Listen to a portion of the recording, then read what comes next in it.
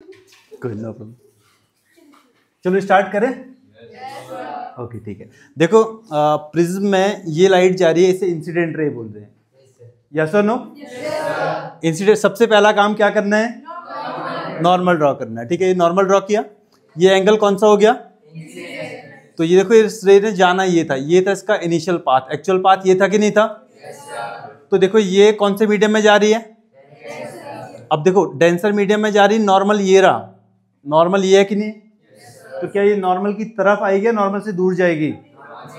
Normal की तरफ आ जाएगी ना, टुवर्ड्स द नॉर्मल।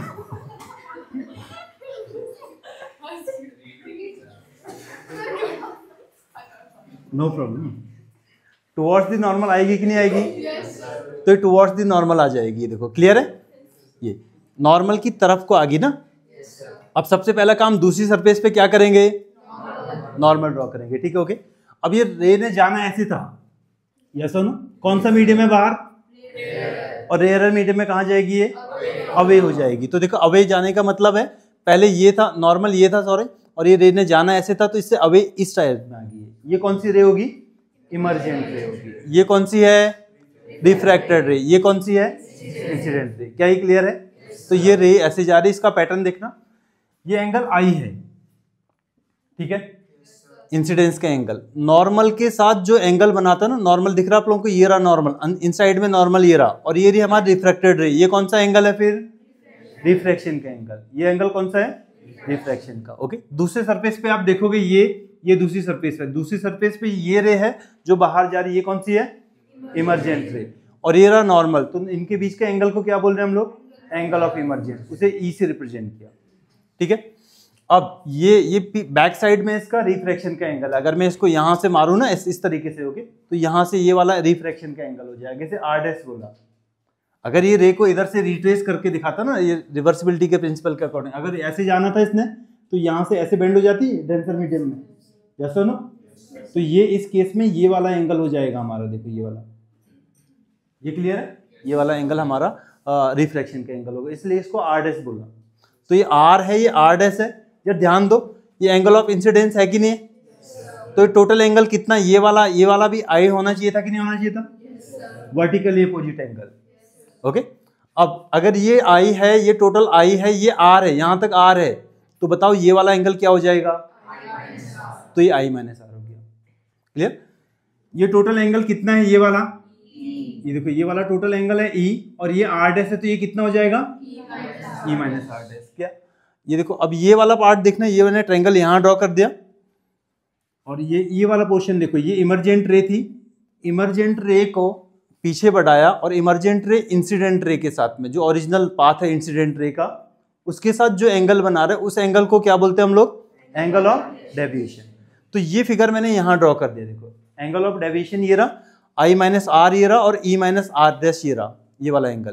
क्लियर? ये वाला ट्रायंगल दिखाया हुआ है। तो इस ट्रायंगल में हमने प्रॉपर्टी लगाई कि एक्सटीरियर एंगल जो होता है वो दो अपोजिट इंटीरियर एंगल के सम के इक्वल होता है।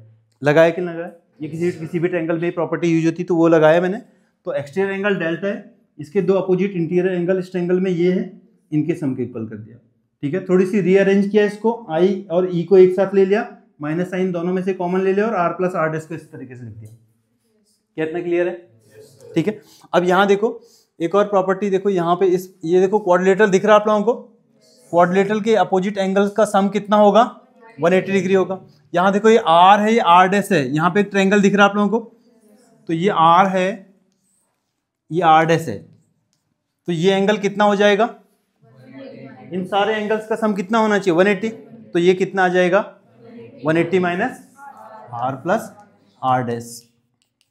और एक यहां दिख रहा था क्वाड्रिलेटरल में, ये एंगल ए दिख रहा था बेसिकली। क्लियर? तो इन दोनों का सम कितना होना चाहिए? 180। तो आपने लिखा A plus 180 minus R plus R dash, that is equal to 180। क्या 180 से 180 कैंसिल? बताओ ए की वैल्यू कितनी आ जाएगी? आर प्लस आर डैश आ जाएगी। Yes or no? या मतलब आर प्लस आर डैश को हम क्या लिख सकते हैं यहाँ से? तो यहाँ से आर प्लस आर डैश की जगह मैंने ए पुट कर दिया, तो ये बन गया आई प्लस ई माइनस ए, और इस ए को इधर ले आए तो डेल्टा प्लस ए हमारा किसके इक्वल हो जाएगा? आई प्लस ई के। तो ये लिखा हुआ है एंगल ऑफ डेविएशन, ये एंगल ऑफ प्रिज्म, और that is equal to incidence angle plus emergent angle. Yes or no? क्या ये क्लियर है सबको? ये अब इसी को अगर मुझे डेल्टा को क्लियर रखना, सेपरेट रखना, तो ये वाला स्टेप है। तो एंगल ऑफ डेविएशन किस किस फैक्टर्स पे डिपेंड कर रहा है, जरा ध्यान से देखना, ठीक है?